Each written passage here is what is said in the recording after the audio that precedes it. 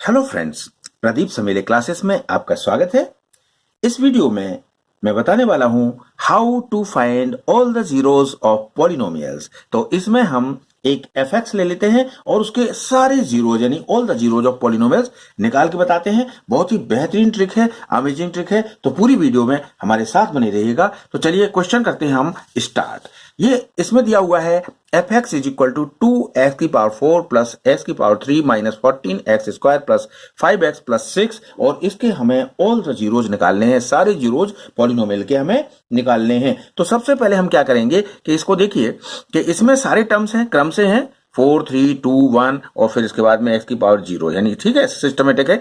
तो हम सबसे पहले क्या करेंगे कि इसमें से कांस्टेंट जो है, कांस्टेंट क्या है इसमें 6 है, तो हम इस 6 के फैक्टर्स निकाल लेंगे। ठीक है, और इसमें s की पावर 4 यानी सबसे बड़ी पावर के साथ में कोएफिशिएंट क्या है 2 है, तो इसके भी हम फैक्टर्स निकाल लेंगे। पहला काम तो हमें ये करना है। ठीक है, तो पहला काम हम कर लेते हैं। तो 6 के फैक्टर्स क्या होंगे 1 6 दा, फिर आएगा 2 3 दा 6, फिर आएगा 3 2 दा 6 और फिर 6 1 दा 6 यानी 1 2 3 6 इसके फैक्टर्स हो गए। इसी तरह हम 2 के फैक्टर्स निकालेंगे तो 1 2 दा 2 और 2 1 दा 2, इसके अलावा तो इसके कुछ होंगे नहीं फैक्टर्स। अब हमें क्या करना है, इसके ऑल पॉसिबल रेशनल जीरोज निकालने हैं। तो हम यहां पे लिख लेते हैं साइड में ऑल पॉसिबल रेशनल जीरोज। ठीक है, तो ये हमें ऑल पॉसिबल रेशनल जीरोज हमें निकालना है। तो कैसे निकालेंगे हम, देखिए यहां पे हम सबसे पहले क्या करेंगे कि इसमें एक तो प्लस और माइनस दोनों ही होंगे। ठीक है, पॉजिटिव और नेगेटिव दोनों, प्लस और माइनस दोनों में ही होंगे इसके।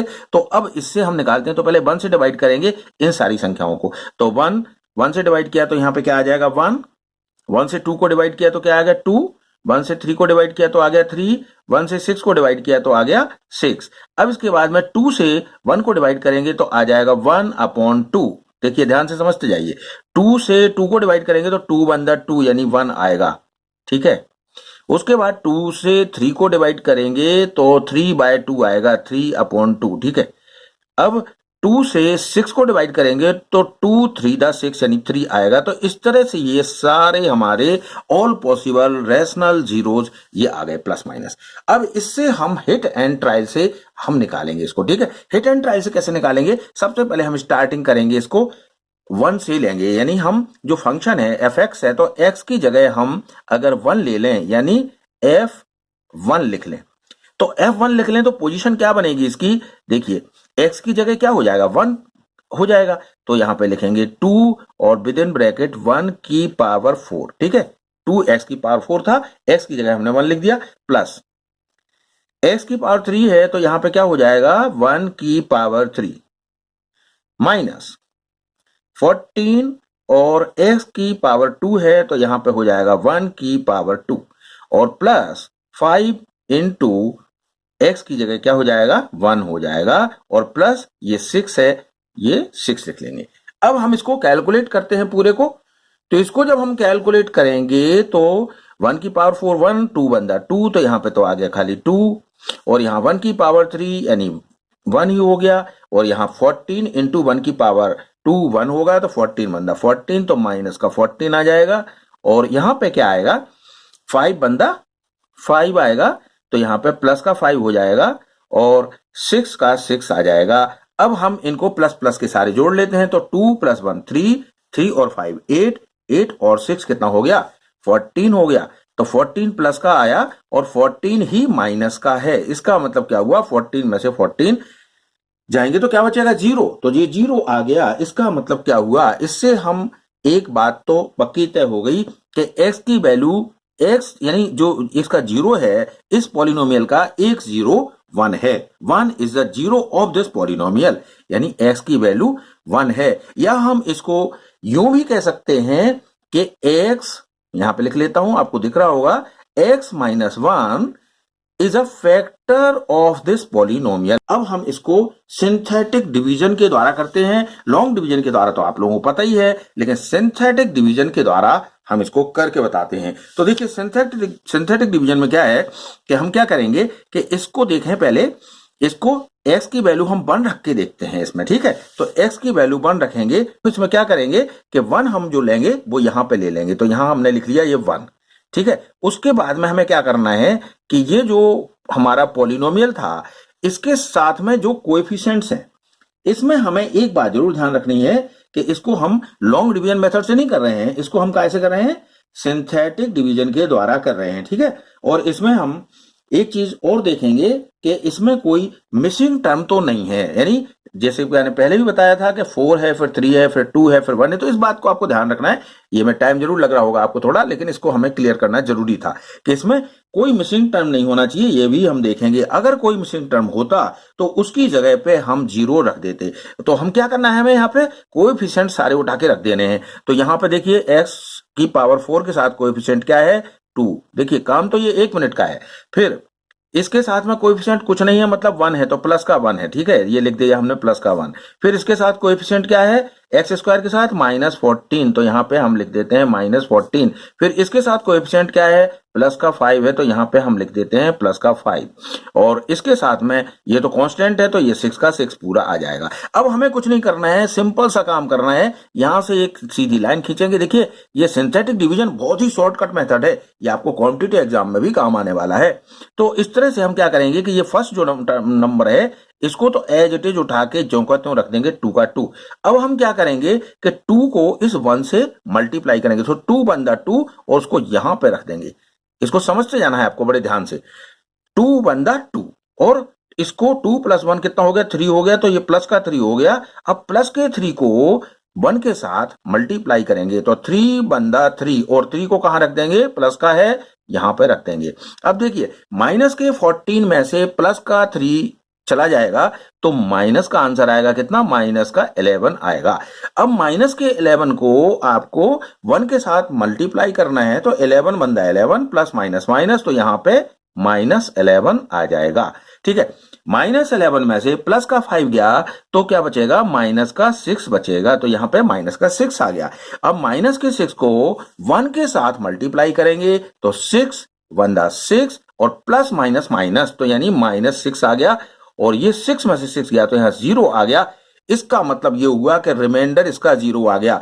इसका मतलब ये फुली डिविजिबल है, ठीक है। वैसे तो हमने चेक कर ही लिया था कि x - 1 is the factor of this polynomial, पर यहां पे क्लियर भी हो गया और इसके साथ साथ हमें इससे अदर फैक्टर भी पता चल गया। अब इससे देखिए, इससे हम क्या अंदाज लगाएंगे, इससे हम ये पता करेंगे कि ये जो fx जो है, fx में एक तो हमारा फैक्टर आया था यहां पे x - 1, ये आया था x - 1, तो हम यहां पे x - 1 तो एक फैक्टर होगा ही, और साथ में दूसरा फैक्टर हमें यहां से मिल गया। देखिए यहां से हमने डिवाइड कर लिया, ये लॉन्ग डिवीजन मेथड का शॉर्ट ट्रिक है, तो ये हमने डिवाइड भी कर लिया। यहां से कैसे किया, देखिए यहां से, देखिए आप इधर से चलते हैं, उल्टे से चलते हैं तो आपको ज्यादा समझ में आएगा। यहां पे माइनस का 6 तो हम यहां लिख देते हैं माइनस का 6, ठीक है।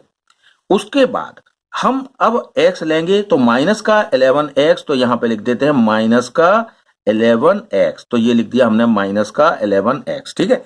उसके बाद में हम एक्स स्क्वायर लेंगे यहां पे, यानी एक्स स्क्वायर के साथ क्या लेंगे, 3 लेंगे, तो एक्स स्क्वायर यानी 3, तो 3x स्क्वायर हो गया, ठीक है। ये समझते जाना, फिर मैं वैसे ही बता दूंगा 3x स्क्वायर। और उसके बाद में क्या आएगा, x³ आएगा, तो यहां पे आ जाएगा प्लस का 3 स्क्वायर था तो प्लस का साइन लग जाएगा यहाँ पे, और 2x³ यानी यहाँ पे आ जाएगा x³ और उसके साथ में ये आ जाएगा 2, यानी 2x³ + 3x स्क्वायर -11x -6, ये आ गया हमारा दूसरा। एक तो ये आ गया और एक ये फैक्टर आ गया, ठीक है। ये आपको समझ में आ गया होगा। तो ये एक फैक्टर आया, एक ये फैक्टर आया, तो इसको हम लिख लेंगे, इसको लिख लेते हैं हम gx। ये हमारा क्या हो गया, gx हो गया, ठीक है। ये ऐसे भी समझ सकते हैं कि यहाँ पे x की पावर 4 था, इसमें से एक कम कर दीजिए और एक कम कर करके लिखते जाइए, मतलब या x की पावर 4 से स्टार्ट था, यहाँ पे x की पावर 3 से स्टार्ट होगा, तो 2x की पावर 3 + 3x स्क्वायर -11x -6। आप कैसे भी समझ सकते हैं, दोनों ही तरीके मैंने बता दिए। अब देखिए यहाँ पे क्या हुआ, ये हमने gx निकाल लिया।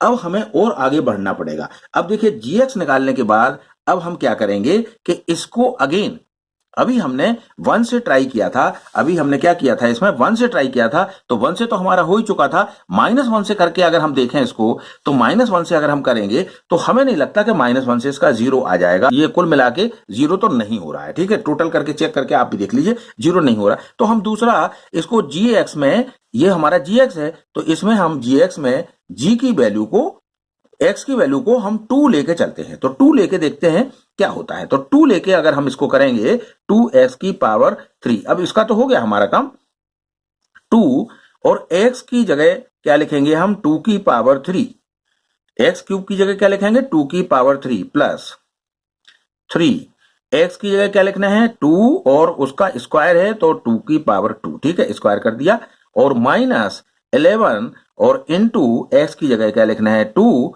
और -6। अब इसको कैलकुलेट कर लेते हैं, तो ये कितना हो जाएगा 2 to the 4 to the 8 और 8 to the 16, तो ये हो गया 16, और प्लस 2 to the 4, 4 3 the 12, तो प्लस का आ गया 12, और यहां देखिए 11 to the 22 यानी माइनस का आ गया 22, और यहां पे आ गया माइनस का 6, ये तो जो का तो था। तो 16 + 12 इज इक्वल टू 28, और 22 + 6 ये माइनस के हैं तो माइनस का 28।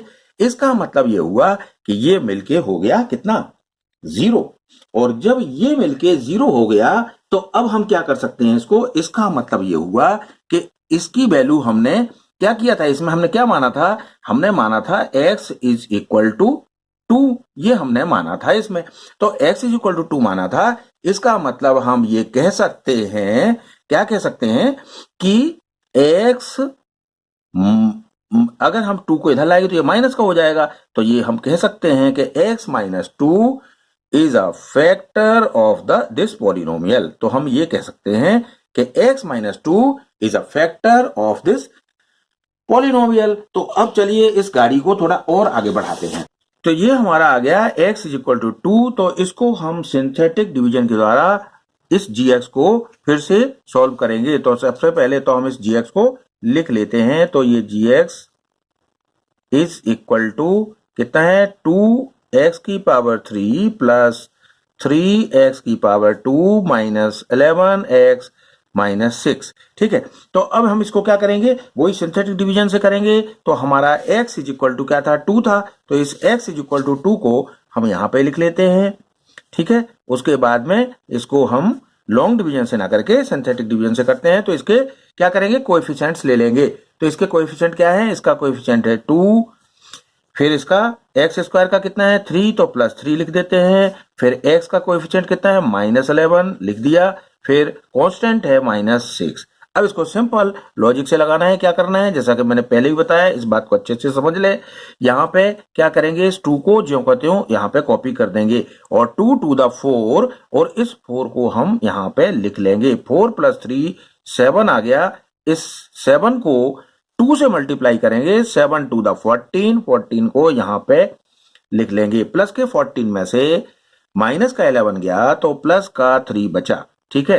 अब 3 को 2 से मल्टीप्लाई कीजिए तो 3 to the 6, यानी ये आ गया कितना माइनस का 3 to the 6 प्लस का 6 आ गया। तो ये प्लस का 6 और माइनस का 6 मिलके क्या हो गया, यहाँ पे 0 हो गया, इसका मतलब रिमाइंडर 0 आ गया, कंप्लीटली डिविजिबल है।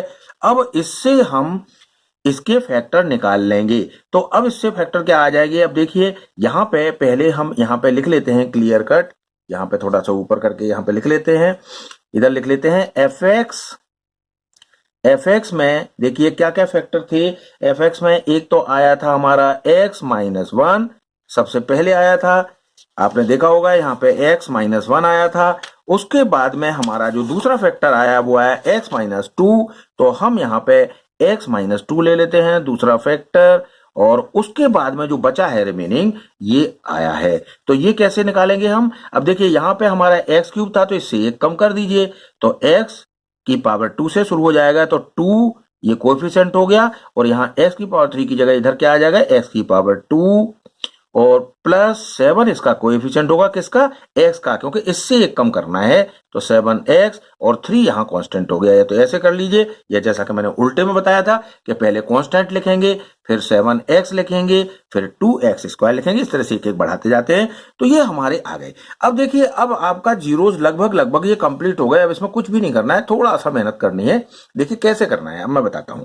देखिए सबसे पहले तो हमें ये पता चल गया कि एक तो हमारा फैक्टर ये है x-1, दूसरा हमारा है x-2 और तीसरा ये क्वाड्रेटिक इक्वेशन आ गई, तो इसको स्प्लिट द मिडिल टर्म से आप आसानी से कर सकते हो। 3 to the 6, तो यहाँ पे 6x प्लस x हो जाएगा। तो इससे कर सकते हो, या आपको अगर अच्छे से प्रैक्टिस है तो आप ऐसे भी कर सकते हो कि 2x स्क्वायर है तो यहाँ पे लिखेंगे 2x और यहाँ पे जगह छोड़ देते हैं कुछ, और यहाँ पे दूसरे ब्रैकेट में आएगा x, तो 2x इंटू x हो गया 2x square.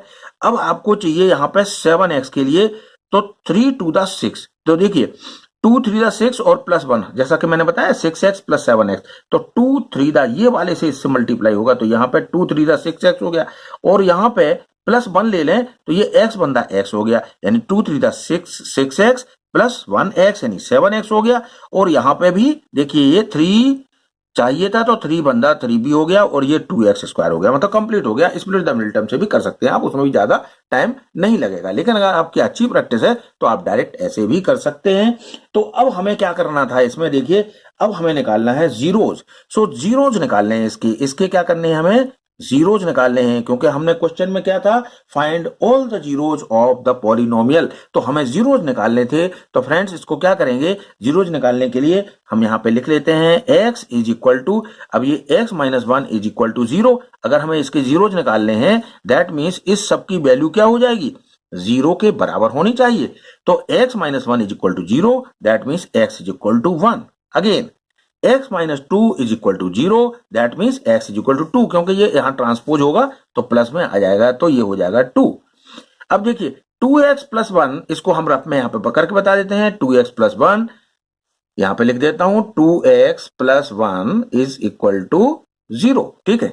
2x plus 1 is equal to 0, तो 2x plus 1 is equal to 0। अब इसको यहाँ पे लिखेंगे तो 2x इज इक्वल टू क्या हो जाएगा, प्लस 1 है तो यहाँ पे माइनस में हो जाएगा, और x इज इक्वल टू क्या हो जाएगा, -1/2।